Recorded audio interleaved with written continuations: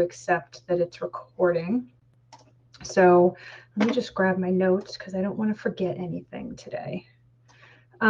So just so you know, if you want to ask questions as I'm going through this, just go to the chat box and I'll be able to see questions. I'll make sure I'll put it on chat right now. So I'll be able to see the questions as they come up, but I'll be stopping to make sure that I'm answering any questions, give you guys an opportunity to kind of really dig into this. So I'm going to get going because we only have 30 minutes and I want to make sure that everybody got what they came for. So welcome everyone. Welcome to How to Have Better Days with Your Teen Daughter. And I am so happy that you're here. In the next 30 minutes that we have, it's going to be packed with great information that you'll be able to easily take away from here and use right away. And we're going to get to all of that. But first, what I wanted to do is take a couple of minutes and just tell you a little bit about me so that you can understand why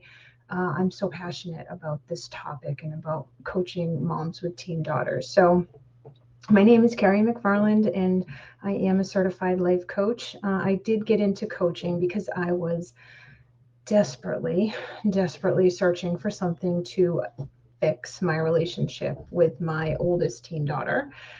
She's 18 now, but at that time she was about 15. And I had struggled with my relationship with her for a while before that.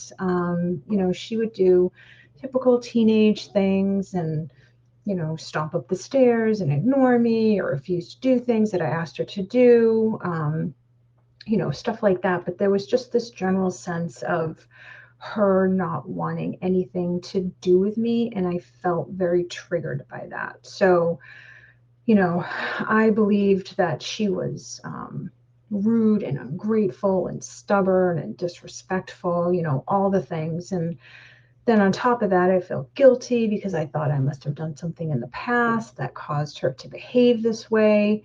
I felt inadequate because I thought I should be able to do better and, have all the right answers. And most of all, this is the big one, is I really felt heartbroken because I just kept thinking that I lost my little girl and I was just devastated. So through it all, I just kept telling myself that I just didn't know what to do.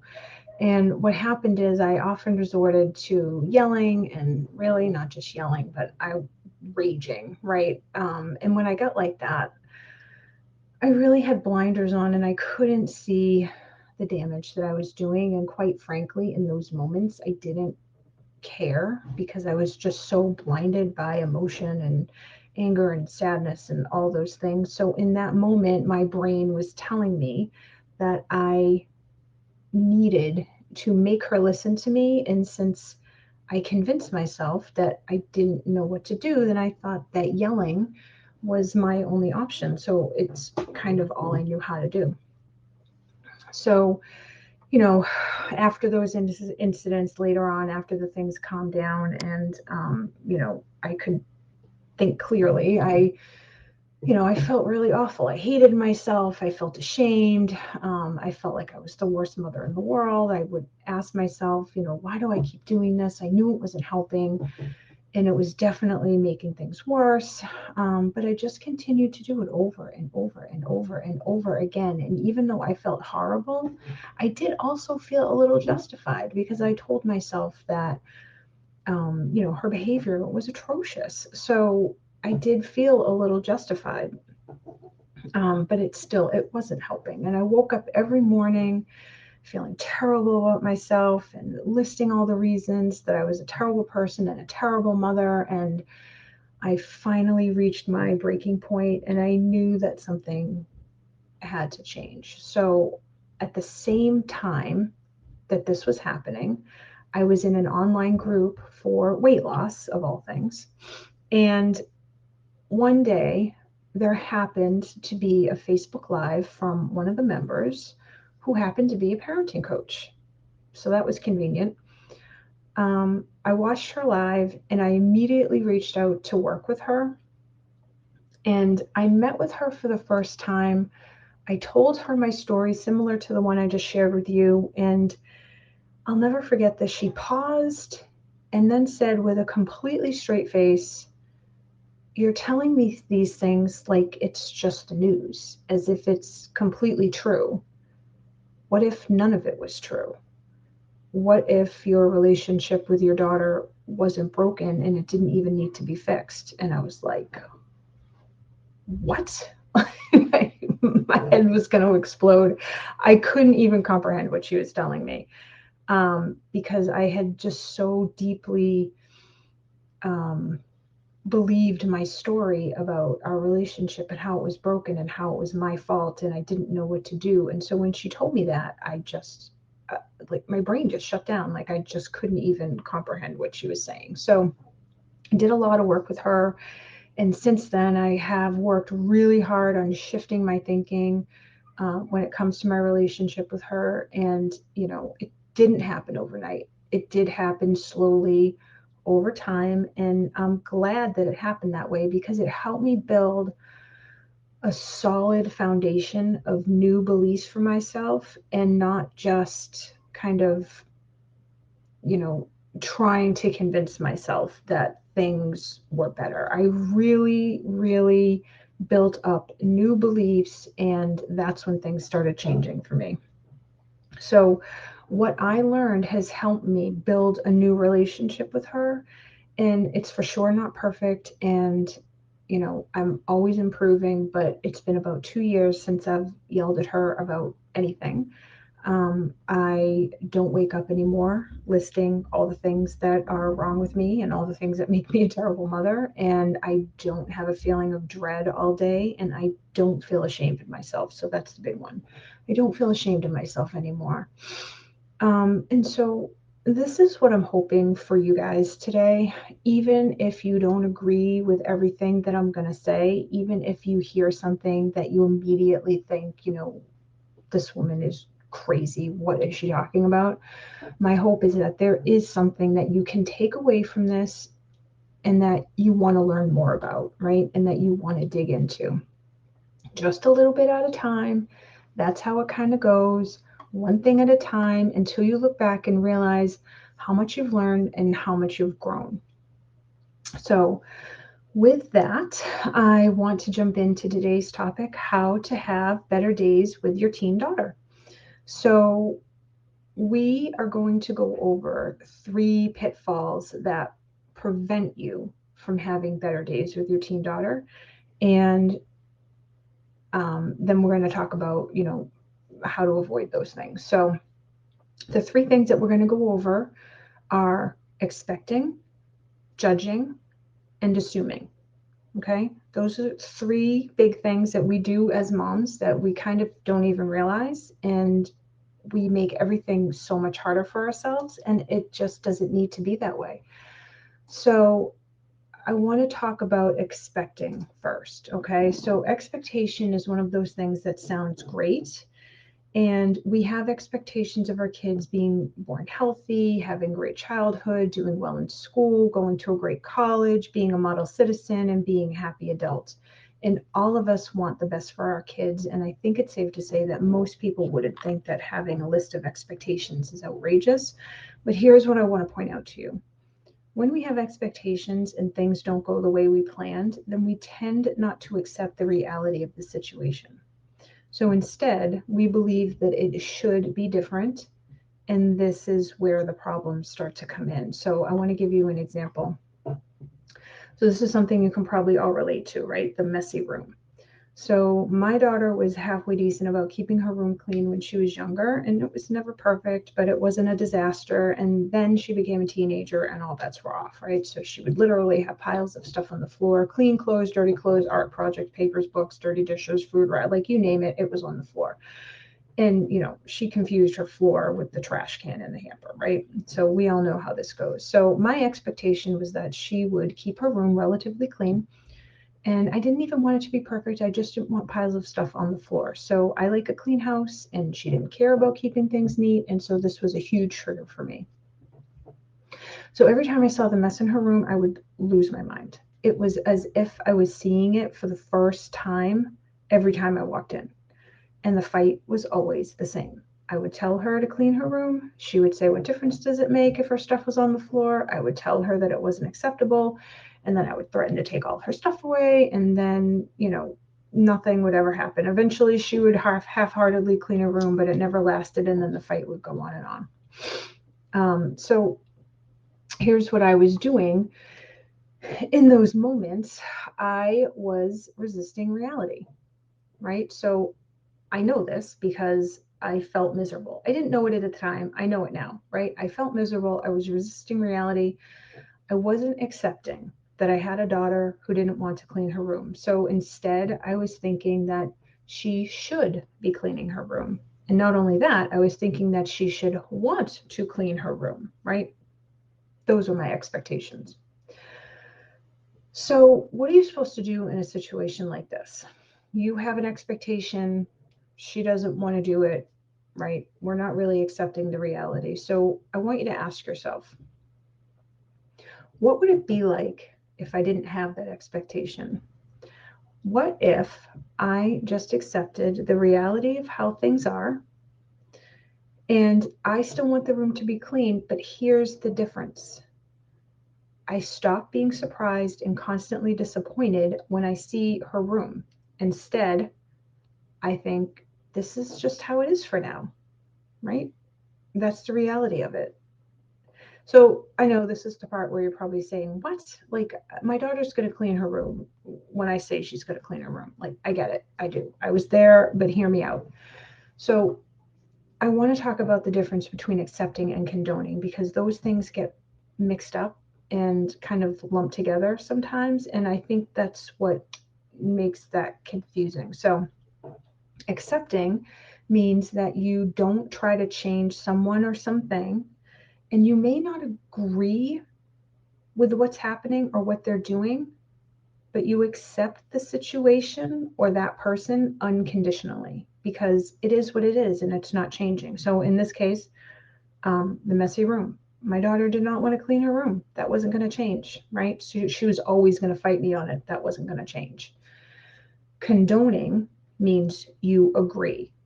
Okay. So I'm not saying that you need to agree, right, with your daughter leaving stuff all over her floor. But you need to accept that she's doing it because that's what's happening. So by fighting against it, it creates that fight and that friction. And so that's what you need to drop. So the thing is, you can still request that she do what you ask and present her with the consequences if she doesn't do it. But when you drop that expectation that she should be a certain way and accept her the way that she is, then you take away that fight, because then there's no resistance. And the goal is for you to drop the rope so you can stay in control of your emotions. And then you don't need to feel miserable because she doesn't want to clean her room. Okay. Those are two separate things. She doesn't want to clean her room. You don't have to be miserable about that. And the messy room becomes just a messy room, and not the whole list of things that we make it mean, like I'm a terrible mother, or she's never going to get a job, or she can't stay organized. And, all that stuff goes away. And what you're left with is exactly what it is. Some things on the floor and clothes not put away, and maybe some dirty dishes and whatever else is in there, right? So we don't need to make it mean anything. And if you think about it, if you really take a step back, you can even understand why she doesn't want to clean it, because who wants to clean it? It's not fun to spend all your time cleaning stuff up, right? It makes perfect sense, really, if you think about it, why she doesn't want to do it. Doesn't mean she doesn't need to do it, and doesn't mean that you won't be giving her consequences if she doesn't do it. It just means, don't expect her to want to do it. Drop that expectation, because that's the part that makes us crazy. Okay. So that's expecting. So the second thing I want to go over is judging. Okay. So as humans, we make judgments about everything. So this isn't a bad thing. Our brains are wired this way to keep ourselves and our loved ones safe. And this is a useful skill to have. So for our purposes today, we're going to talk about judging our daughters. And it goes hand in hand with expectations. And we just talked about having certain expectations because we have a vision of how we want her to be in the world. And the vision, if you break it down to its simplest form, is what you believe will keep her safe in life. So stuff like good grades lead to good college, which leads to a good job, which leads to financial security, which leads to be able to provide things for herself, like a nice house and things like that, things that keep her protected and safe, right? Things that we want for all of our kids.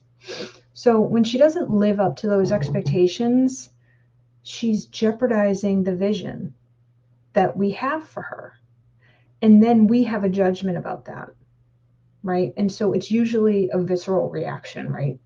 Because our subconscious is telling us that if she doesn't do the thing we think is important, then she'll be in danger, right? That's what our brain is literally telling us, right? She needs to do these things or she'll be in danger. We're not really conscious of that, but that's where that reaction comes from. So all you know is that she has a messy room, and then boom, you're triggered and you have a reaction about the messy room, right? And it can be anything. It can be eye rolls, attitude, breaking curfew, bad grades. It doesn't matter. It's like anything that goes against the vision that you have for her is going to alert your brain that she's in danger, and then you're going to have a reaction to that. So behind the scenes in your brain, you're just making all sorts of judgments about what is happening. And again, that's what we all do. It's not like it's bad or wrong. It's just this is what happens. So there's two layers of thought. There's surface thoughts and deeper thoughts. So surface thoughts are the immediate thoughts that you have about what's happening, right? Surface thoughts are things like, her room is so messy. She's being rude. I can't believe she's being so disrespectful. But there are deeper thoughts that are happening under the surface that trigger you, and then you react.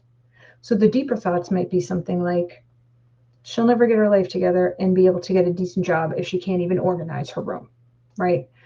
She'll never get a job with that attitude. She's going to end up being so entitled that she's never going to have any friends, right? Things like that. But here's the good news.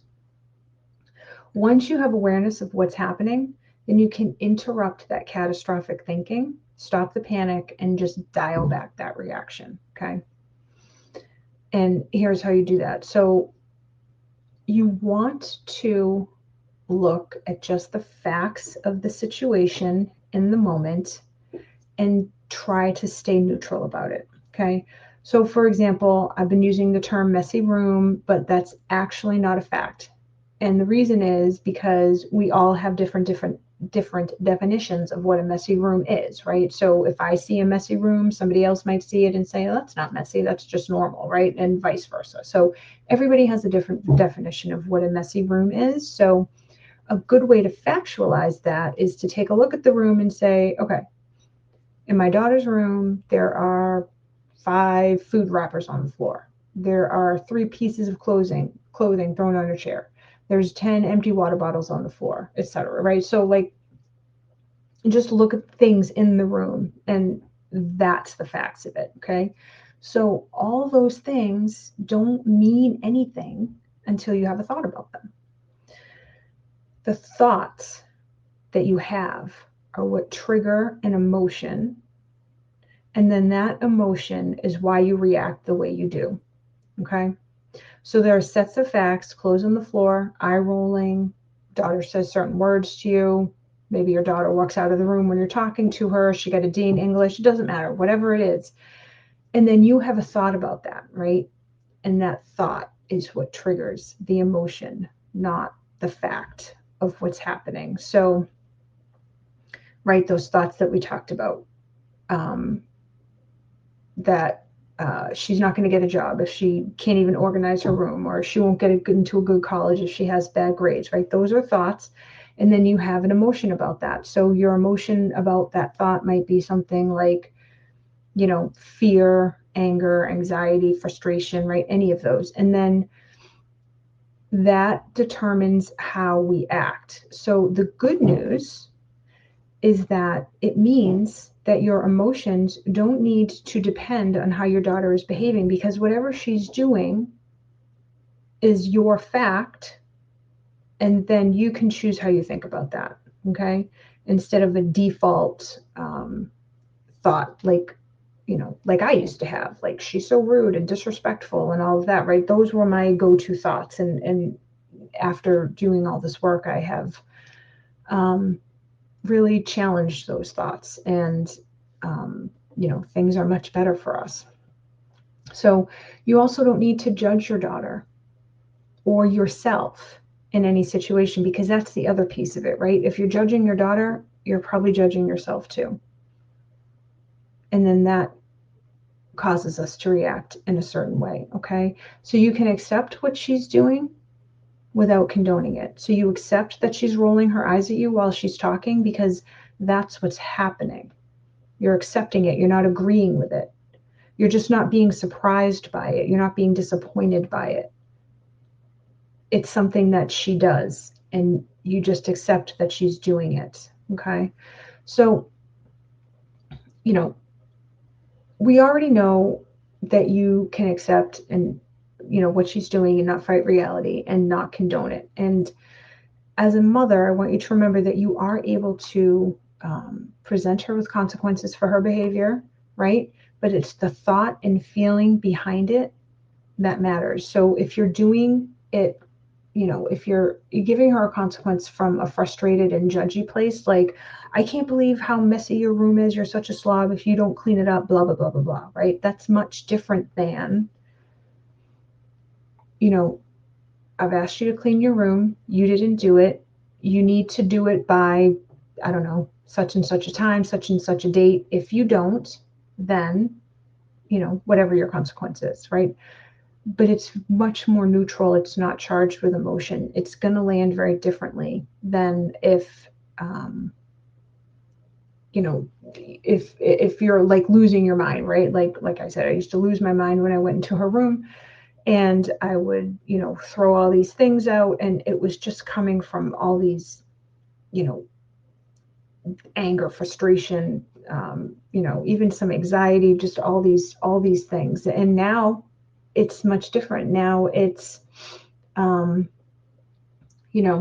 hey, I'm noticing that your room is getting messier than I like.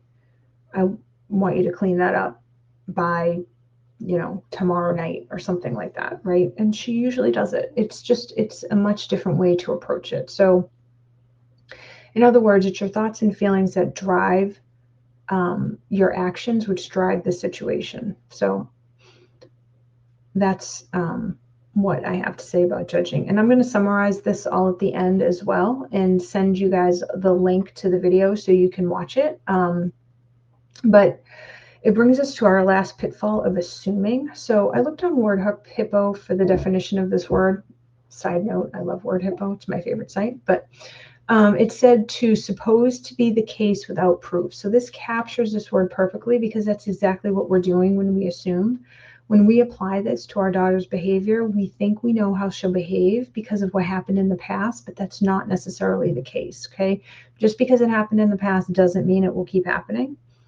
And, I want you to know, assuming is normal behavior. We all do it. It's just part of being a human. But it, goes along with judging, because we're using our past experiences to help keep us safe. But we can't really rely on this, right, when it comes to other people, because you can't predict the choices that they're going to make. Even if you think because this is what happened in the past, you don't really know. And when we assume something, we end up changing our own behavior based on what we think will happen. And then that will have an effect on the entire situation. So I want to say that again, because I think that's important. When we assume something, we're changing our own behavior based on what we think will happen, which will affect the entire situation. So here's an example that just happened to me the other night. And I think it helps explain this pretty good. So I was in the bathroom drying my hair, and my daughter knocked on the door in such a way that it sounded like an angry knock, right? Just the way she did it. It just sounded like she was like pounding on the door. So there have been times in the past where she's been very upset with me because she felt like I had been taking too long in the bathroom and she needed to get in there. So in the past, and she's done this several times. Not recently, which is why I was a little surprised. But anyway, in the past, when she knocked on the door in this way, I would just assume that she was upset.